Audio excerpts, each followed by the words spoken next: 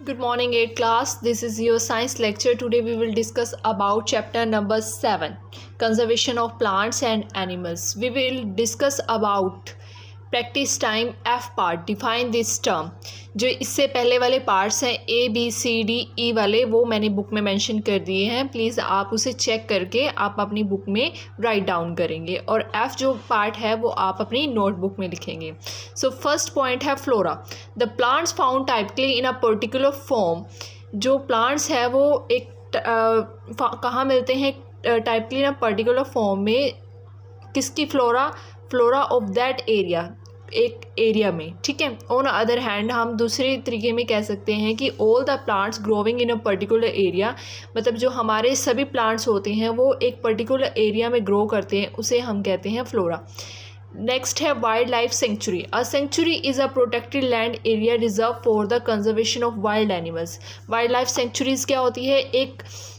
एक protected land area होती है जिसको हम प्रोटेक्शन देते हैं, वो कंजर्वेट करती है, वो एरिया कंजर्वेट करता है वाइल्ड एनिमल्स को, बर्ड्स को एंड प्लांट्स को. ठीक है. उसके बाद है बायोस्फीयर रिजर्व्स. बायोस्फीयर रिजर्व क्या होता है? Biosphere reserve a specified land area. एक स्पेसिफाइड लैंड एरिया होता है इन विच, जिसके अंदर मल्टीपल यूज़ ऑफ लैंड, जिसके अंदर यूज़ के लैंड के मल्टीपल यूज़ होते हैं जो कि परमिटेड होते हैं फॉर प्रिजर्विंग बायोडाइवर्सिटी, हमारी बायोडाइवर्सिटी को प्रिजर्व करने के लिए. ये डिवाइड होते हैं 3 जोन में और 4 डिफरेंट एक्टिविटीज़ के लिए. ठीक है. उसके बाद है फ्योना. Flora and Fiona. ठीक है. फ्योना जो है वो उसके अंदर क्या, फ्लोरा में हमने सभी प्लांट्स के बारे में पढ़ा था, और फ्योना को क्या होता है? सभी एनिमल्स फ्योना में आएंगे. ठीक है. Fauna is all of the animals life present in a particular region और टाइम. फ्योना में क्या है कि जो हमारे सारे प्रकार के एनिमल्स हैं उनकी लाइफ्स हैं वो प्रेजेंट होती हैं पर्टिकुलर्स रीजन में और टाइम में. तो ये corresponding term for plants and flora. ये कोरोस्पोंडिंग टर्म किसके लिए है? प्लांट इन फ्लोरा के लिए. ठीक है. उसके बाद है G part. Differentiate between the following. First है इंडेंजर स्पीसीज और एक्सटिंक्शन स्पीसीज. इंडेंजर स्पीसीज में देखो क्या कह रहे हैं कि the species that are not likely to survive and will soon become extincting if the same caustic factor continue are called endangered species. वो स्पीसीज जो कि सर्वाइव नहीं कर पा रहे हैं और जल्द ही ख़त्म होने के कगार पे हैं, उसे हम कहेंगे इंडेंजर स्पीस. दूसरी तरफ एक्सटिंक्शन स्पीसीज़ क्या होते हैं? वो स्पीसीज़ जो लंबे समय तक एग्जिस्ट नहीं करते किसी जगह पर या किसी स्थान पर, उसे हम क्या कहेंगे? Extinction species. ठीक है. इसमें एग्जांपल है एशियाटिक लॉयन और लॉयन टेल मैक्यू. मैक्यू होता है अमेरिका में पाए जाने वाला एक लंगूर को हम मैक्यू बोलते हैं.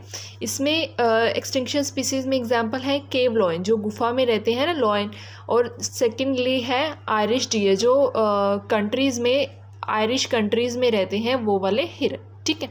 उसके बाद है एंडेमिक स्पीसीज़. एंडेमिक स्पीसीज़ क्या होते हैं? A species which is a confined to a particular geographical area. वो स्पीसीज़ जो एक पर्टिकुलर जियोग्राफिकल एरिया में रहते हैं उसे कहते हैं हम एंडेमिक टू दैट एरिया. ठीक है. वो ख़त्म होने के कगार पे हैं उस स्पीसीज़ पे. ठीक है.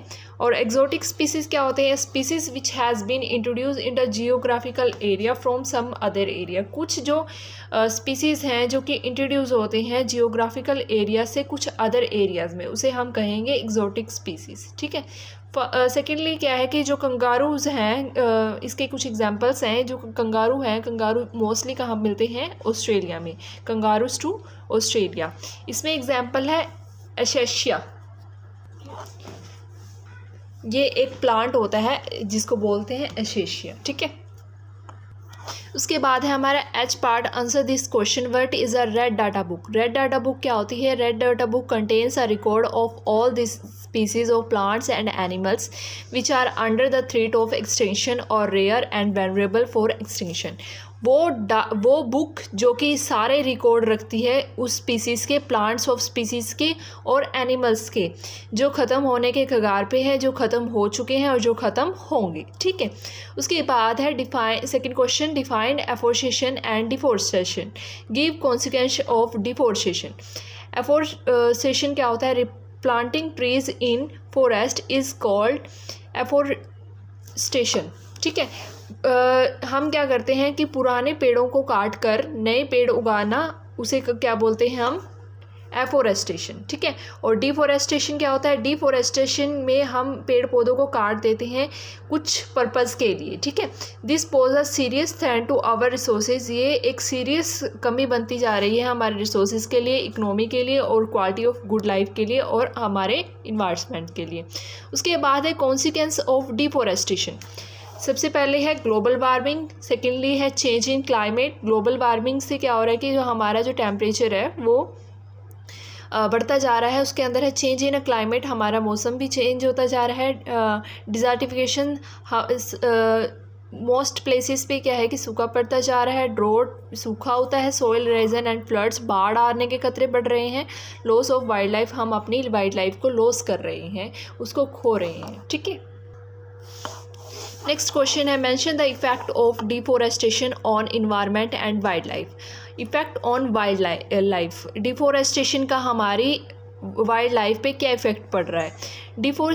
डिफोरेस्टेशन डिस्ट्रॉय द हैबिटेट्स, ये क्या कर रहा है कि हैबिटेट्स हमारे मतलब वाइल्ड एनिमल्स के निवास को लॉस पहुंचा रहा है, डिस्ट्रॉय कर रहा है। They are left to die, वो ये मरने के कगार पे हैं। विदाउट देयर नेचुरल शेल्टर, बिना नेचुरल शेल्टर मीन्स बिना पेड़ पौधों के और बिना जंगलों के। ठीक है।